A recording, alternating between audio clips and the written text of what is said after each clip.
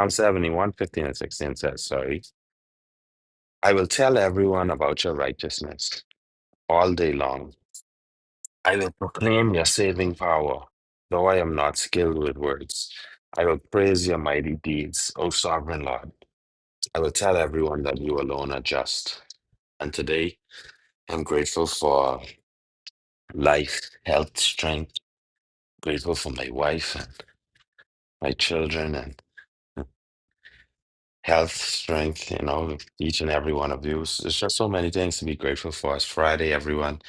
It's the 1st of August. It's a new month. God has brought us here again, and He's brought us here again together.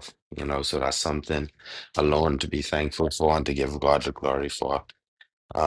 In this particular verse, um, you know, like I always tell y'all, this be trigger words, right? Or trigger sentences sometimes.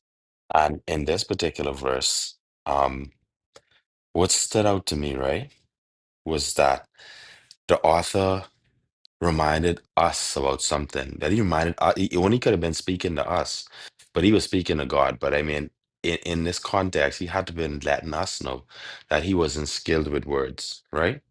But he was saying it to God as if he was saying it in a prayer, because obviously God would have known that he is not skilled with words. But the thing about it is that God doesn't care, you know?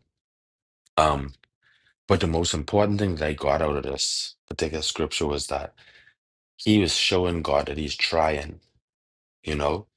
And that's so important for us to do as Christians with our worship and with our relationship with Christ, and with just our overall sense of being, you know. It's about trying. It's about putting our best foot forward no matter what, you know.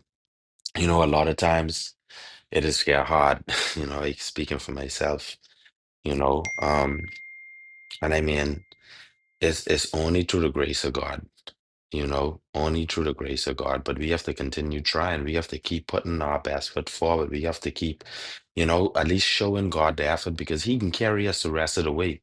I'm so sure that each and every one of us has a story that we could tell of the goodness of God, of something that we didn't know was going to be accomplished, or something that we didn't know where we was going to find our first dollar from, or we didn't think that we would have lived this long, or we don't know that every one of us has a story.